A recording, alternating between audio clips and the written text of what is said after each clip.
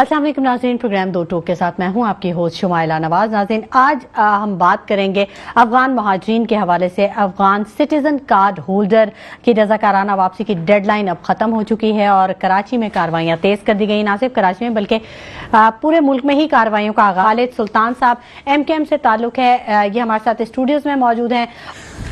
देखे ना, अब ये बात कर रहे हैं मुस्तफा कमाल का दौर गुजरा 4 साल का। कराची शहर दुनिया के अच्छे शहरों में शुमार होने लगा था। उसके बाद 2016 तक इन्होंने एडमिनिस्ट्रेटर अपने रखे और कराची शहर को तबाह कर दिया। 6 साल तक यहाँ पे इलेक्शन नहीं कराए इन्होंने। उसके बाद 2015 दिसंबर में जब इन्होंने इलेक्शन कराया और 2016 में बड़ी मुश्किल से मेयर को जो है वो इन्होंने हलफ उठाने दिया। उसके बाद उसको इख्तियार नहीं दिया।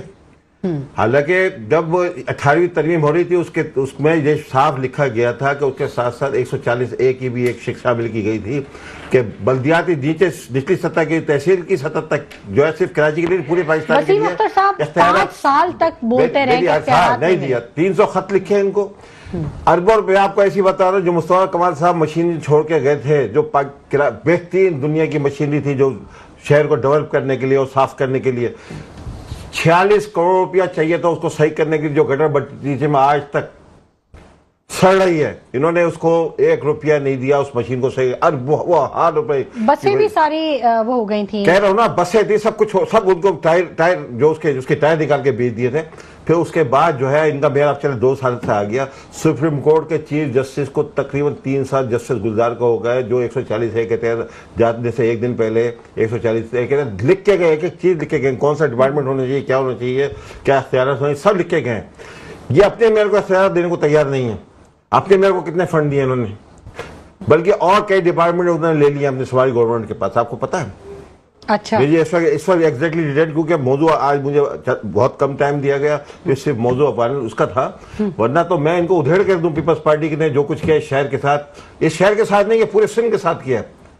पूरे सिंध के साथ जो जुल्म, सिंधी मेरे भाइयों के साथ भी जो जुल्म सितम इन्होंने किए हुए, ये समझते बेनजीर इनकम सपोर्ट प्रोग्राम के तहत उनको 2-2, 3-3 हज़ार, 4-4 हज़ार महीना दे के क्या वो बिक जाएंगे? वो बेचारे गरीब है, उनको अपनी रोटी के लाले पड़े हुए, इसलिए वो नहीं निकलते, नहीं जमा हो पाते बेचारे। और इन्होंने जिस तरह वहाँ पे जागीरदार सिस्टम के तहत उनको कब्जा किया हुआ, वरना तो 16 साल हो गए हैं, 16 साल हो गए हैं। 2008 से लेके आज 2025 17वां साल शुरू हो गया।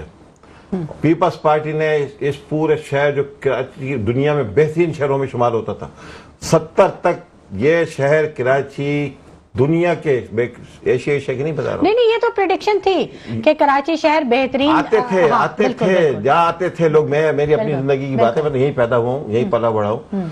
मैंने वो शहर को इतना साफ सुथरा देखा है। फिर एक हमारा जब दौर दोबारा आया 2006 में, जब हमारे मेयर ने हल उठाया, 2010 तक रहा, फरवरी 2010 तक रहा। इस शहर को 4 बेहतरीन कॉरिडोर दिए। फिर हमारे उस और इंटरनेशनल सतह की आपने देखो बस स्टॉप और 7,000 बसें लाने का हमारा प्लान था।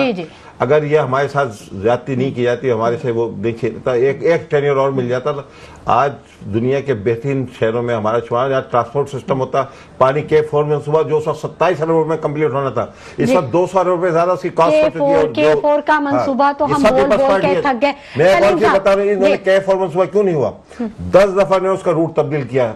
सर KCR नहीं हुआ, K4 मंसूबा नहीं हुआ, और पता नहीं कितने मंसूबे अभी BRT जान को आया हुआ है। कर रहे हैं कि इसमें आराम से बहुत सारा माल आ जाएगा इनके पास। अच्छा जी सलीम साहब, वरना तो इतने पैसे सलीम भाई, मेरे बात कम से कम इस पैसे में जिसमें ये बन रहा है ना, अगर फर्ज करें 60, ये जो अभी रेड लाइन बन रही है, ये कम से कम फर्ज करें मेरे इससे ज्यादा 60 अरब का मंसूबा है।